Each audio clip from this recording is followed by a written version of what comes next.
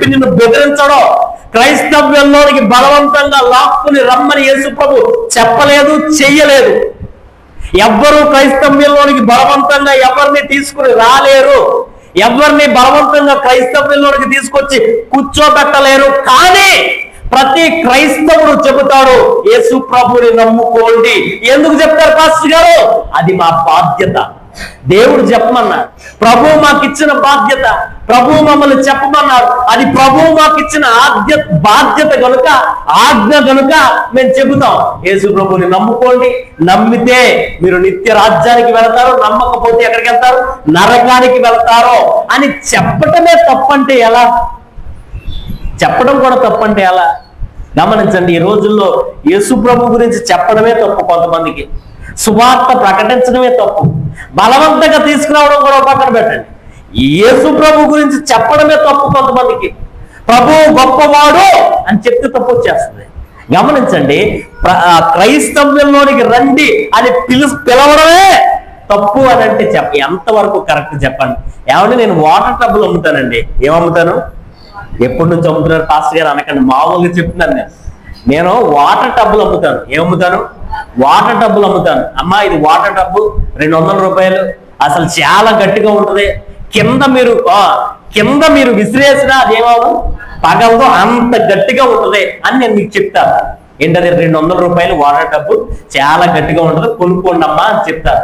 వినండి, నేను చెప్పాల్సింది నేను చెప్తాను. బలవంతంగా మీతో కొనిపించగలనా? 200 లాగేసుకుని డబ్బా మీకు ఇచ్చేస్తానా? ఇవ్వనండి.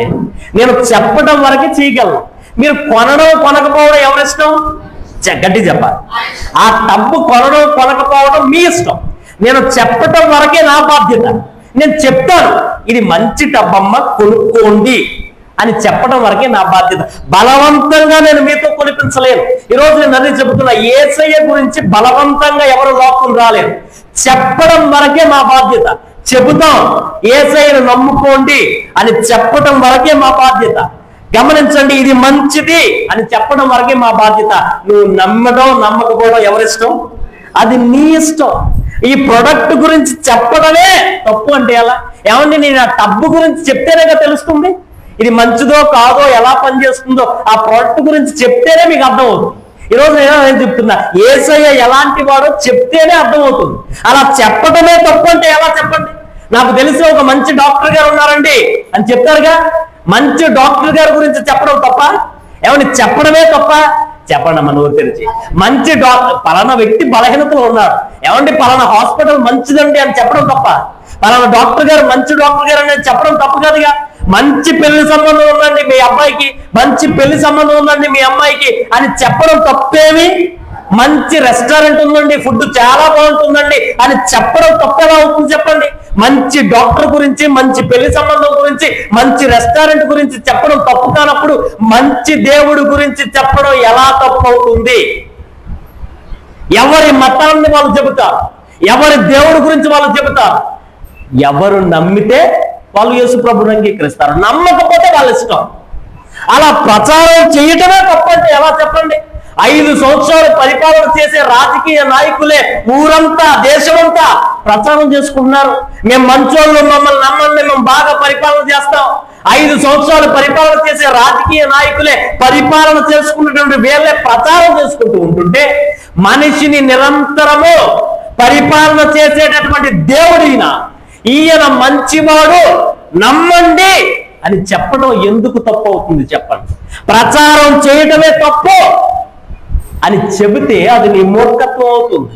టీవీలో మీరు చూడండి, ఒక హీరో చెప్తున్నాడు, బిర్యానీ ముందు పెట్టుకుని, బిర్యానీ ఒక చేత్తో కాదు, ఎన్ని చేతులతో తినాలంట చెప్పండి అన్న. అసలు మేము ఎవరు చూడలేదు అసలు పాస్టర్ గారు. బిర్యానీ తెచ్చుకున్నాడు గాంధీ వారు, ఎన్ని చేతులతో తినాలంట? బిర్యానీ ఒక చేత్తో కాదు, 2 చేతులతో తినాలి. ఒక చేత్తో బిర్యానీ తినాలి, ఇంకొక చేత్తో థమ్సప్ తాగాలి అని చెప్తున్నాడు ఆయన. ప్రచారం చెప్తున్నాడు ఆయన. ఏమండి, అలా చెప్పడమే తప్పంటే ఎలా? ఆయన చెప్పడానికి చెప్తాడు, నువ్వు ఒక చేతితో తింటావో, 2 చేతులతో తింటావో, 3 చేతులతో తింటావో, అది ఎవరిష్టం? బలవంతంగా తినిపిస్తాడు ఆయన వచ్చి? లేదండి, ఆయన చెప్పడానికి చెప్పాడు ఆయన. అది ప్రచారం చేస్తున్నాడు ఆయన, అది వినడం వినకపోవడం నీ ఇష్టం. అలా చెప్పడమే తప్పు అయితే చాలా ఆపేయాలి మీరు. ఈ షాంపూ మంచిది, ఇది వాడంటే జుట్టు ఒక 2-3 మీటర్లు పెరిగిపోతుంది అని చెప్తారు. అది వాడిన తర్వాత బోడిగుండు అయిపోతుంది చాలా మందికి. ఏమండి, అలా విని నమ్మిన వాళ్ళు ఎంతమంది మోసపోవట్లా? సబ్బుని నమ్మి దొరదలు తెచ్చుకున్న వాళ్ళు ఎంతమంది మోసపోవట్లా? గొట్టా ప్యాకెట్ మంచిదని నమ్మి తిన్న వాళ్ళు ఎంతమంది పళ్ళు పుచ్చిపోవట్లా, క్యాన్సర్ రావట్లా? ఈరోజు ఈ మాటలు వింటున్న సహోదరు ఒక ప్రోడక్ట్ మంచిదని ప్రచారం చేస్తున్నారు, అది నమ్మే చాలా మంది మోసపోతున్నారు విని. కానీ యేసయ్య గురించి చెబితే, యేసయ్య గురించి విని, యేసయ్యను నమ్మి మోసపోయిన వాడు ఇప్పటి వరకు చరిత్రలో లేనే లేడు. కోటన్ గడిగా చెప్పండి, యేసయ్యను నమ్మి మోసపోయిన వాడు లేడండి. యేసయ్య గురించి తెలుసుకుని మోసపోయిన వాడు లేడు. ఆయన మోసం చేసే దేవుడు కాదు, అన్యాయం చేసే దేవుడు కాదు. ప్రచారం చేయటమే తప్పు అని అంటే అది నీ మూర్ఖత్వం. ప్రచారం చేయడం తప్పు అయితే చాలా వాటిని నువ్వు ఆపేయాలి ఈ భూమి మీద. మంచి దేవుడి గురించి ప్రచారం చేయటం అది ప్రతి ఒక్కడి బాధ్యత. మనిషిని రక్షించగలిగిన దేవుడు ఉన్నాడు అని చెప్పమని మా ప్రభువు మాకు ఆజ్ఞ ఇచ్చాడు. అది మా బాధ్యత. చెప్పటం వరకే మా పని. నువ్వు నమ్మడం నమ్మకపోవడం అది నీ ఇష్టం, రావడం రాకపోవడం అది నీ ఇష్టం, అది మంచిదా రైటా అని ఆలోచన చేసుకోవడం అది నీ ఇష్టం. ఈరోజు ఈ మాటలు వింటున్న సహోదరుడా, నమ్మటం అది నీ బాధ్యత, చెప్పటం మా బాధ్యత.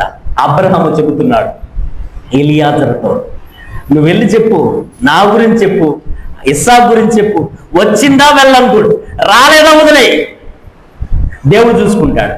నువ్వు ఈ ప్రమాణం నుంచి ఏమవుతావు? విడుదల పొందుతావు.